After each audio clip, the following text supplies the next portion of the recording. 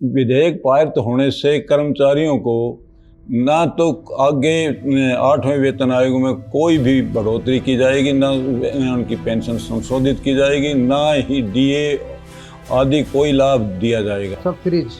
हमारी पेंशन को बंद किया जा रहा है और विधायक महोदय और सांसद महोदय अपनी बढ़ा रहे हैं, 6-6, 7-7 पेंशन ले रहे हैं, 7-7, 8-8 पेंशन ले रहे हैं। पेंशन फिक्स हो जाती थी और वो जो पेंशन थी उसके ऊपर डीए जो ना, वो हमारी बेसिक पेंशन थी, उसके ऊपर फिर डीए जो ना जिस प्रकार से रेगुलर कर्मचारियों का अनाउंस होता है उसी हिसाब से हमारा भी मतलब कि डीए होता है। नए जो संशोधित मतलब कि जो सन्ना वेतन आएंगे उससे मतलब कि हमें एक्सक्लूड किया गया। हाँ, मतलब जो अब तक बढ़े वो तो बढ़े, आगे आपको आउट रखा। हाँ, हमें आगे आउट रखे जाएंगे।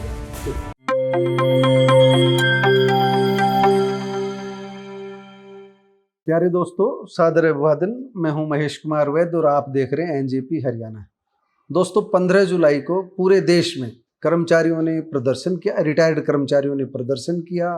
देश भर में अलग अलग तरीके से अपना विरोध व्यक्त किया और इनका एक मुख्य मुद्दा ये था, जो 2025 में वित्त विधेयक पारित किया गया है भाग 4, उस पर इनको आपत्ति थी। और उसी सिलसिले में हमने बातचीत के लिए आमंत्रित किया है एनजेपी हरियाणा के ऑफिस में। आरडी शर्मा हमारे साथ हैं, ये जिला अध्यक्ष है कर्मचारियों का जो संगठन है।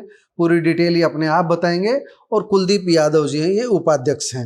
आप अपनी स्क्रीन पर प्रदर्शन के दृश्य देखते रहिए और जो पदाधिकारी हमने आमंत्रित किए हैं उनकी बातें सुनते रहिए, आपको पूरी बात समझ में आ जाएगी। आप किस पद से रिटायर हुए थे, किस किस श्रेणी के कर्मचारी हैं जो इस आंदोलन में शामिल है, ग्रुप डी से लेकर के कहाँ तक के? जो ग्रुप डी से ग्रुप 1 तक के सभी रिटायर कर्मचारी, तो फिर कर्मचारी अधिकारी दोनों आ गए, सभी कर्मचारी और अधिकारी भी। और पूरे भारत में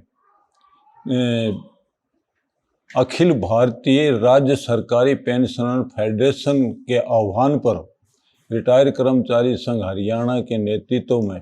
आप कम शब्दों में एक बार अपनी बात बहुत साफ तरीके से ये बताएं कि कर्मचारियों को किस तरह नुकसान होगा, क्या विधेयक है, और अगर ये विधेयक पारित ना हो तो कर्मचारियों को क्या फायदा हो। विधेयक तो पारित हो चुका है।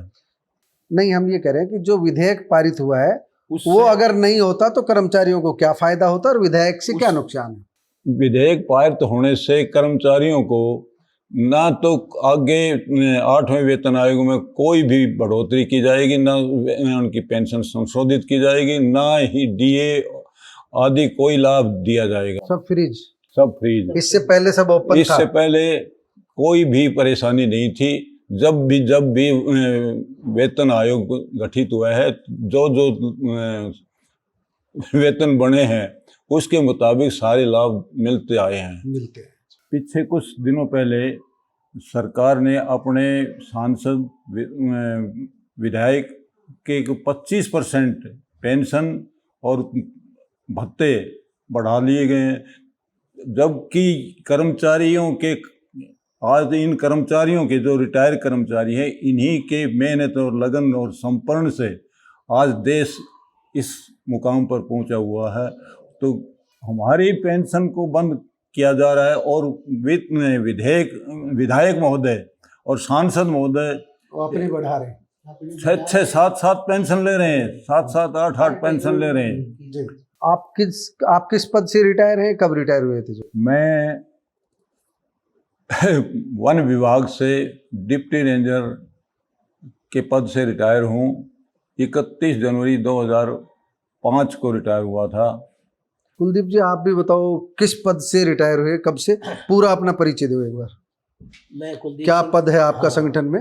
मैं कुलदीप सिंह यादव। और आरडी शर्मा का भी पद नाम बताओ आप। हाँ, मैं कुलदीप सिंह यादव, जो जिला रिटायर्ड कर्मचारी संघ का उपाध्यक्ष हूँ और सिंचाई विभाग से रिटायर्ड एसडीसी हूँ।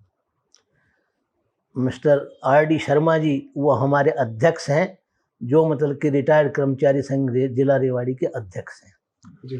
और हमारी जो यूनिट है हरियाणा रिटायर्ड कर्मचारी संघ, वो स्टेट लेवल पर है और हमारी जो ना ये डिस्ट्रिक्ट District लेवल level पर पे। ये हमारी मतलब की एक विंग है। तो विरोध किया तो हाँ। ये जो अधिकारी भी विरोध में शामिल है, कर्मचारी भी ऐसा है रिटायर्ड। जी। हाँ ऐसा है जी, अधिकारी भी हमारे साथ में है और कर्मचारी भी हमारे साथ में। जी यहाँ मेजोरिटी के अंदर जो प्रदर्शन के अंदर जो है काफी रिटायर्ड मतलब की अधिकारी आए, क्योंकि ये सबके ऊपर कुठाराघात है। जितने भी मतलब की पेंशनर्स हैं, इससे पहले क्या था कि जब भी मतलब की जो है ना नए वेतन आयोग जो ना नए वेतन मांग जो ना निर्धारित करता था, तो उसमें जिस प्रकार से नियमित कर्मचारियों को लाभ मिलता था, उसी हिसाब से हमारी भी पे जो ना उसी रेट से जो ना इंक्रीज करके और पे फिक्स हो जाती थी। उसके बाद हमारा डीए जो ना स्टार्ट होता था। पेंशन फिक्स हो जाती पेंशन फिक्स हो जाती थी, है जी, जी। पेंशन फिक्स हो जाती थी। और वो जो पेंशन थी उसके ऊपर डीए जो ना, वो हमारी बेसिक पेंशन थी, उसके ऊपर फिर डीए जो ना जिस प्रकार से रेगुलर कर्मचारियों का अनाउंस होता है, उसी हिसाब से हमारा भी मतलब कि डीए होता तो वित्त विधेयक 2025 का भाग 4 ये कहता है कि फ्रीज हो जाएंगे जो है। वित्त विभाग 2025 का सेक्शन 4 ये कहता है कि जितने भी रिटायर्ड कर्मचारी हैं, हम उनको अब 8वें वेतन आयोग के अंदर जो है ना पेंशन में ये लाभ नहीं देंगे। हम उनकी जो है ना इसको एज इट इज जो है ना फ्रीज करेंगे। यानी हम जो है ना उसके अंदर नए जो संशोधित मतलब की जो है ना वेतन आएंगे, उससे मतलब कि हमें एक्सक्लूड किया गया है। हाँ, ये मतलब जो अब तक बढ़े वो तो बढ़े, हाँ, आगे आपको आउट रखा हाँ, जाएगा। हमें आगे आउट रखा जाएगा। ठीक। और जब हमें आउट रखा जाएगा तो हमारी ना तो बेसिक पे बढ़ेगी और ना ही मतलब कि जो है ना फिर आप आगे इसको हमारा बेसिक पे कह रहे हो, मुझे समझाओ ये बेसिक हाँ पेंशन या बेसिक पे? Basic pension. बेसिक हाँ, पेंशन। हाँ, वो पे मतलब कि हमारे तो पे आपको पे मिलती थी उस हिसाब से पेंशन। हाँ, तो जब पहले बेसिक पे थी, अब बेसिक पेंशन बेसिक पेंशन है, ठीक, उसके ऊपर डीए ठीक है जी।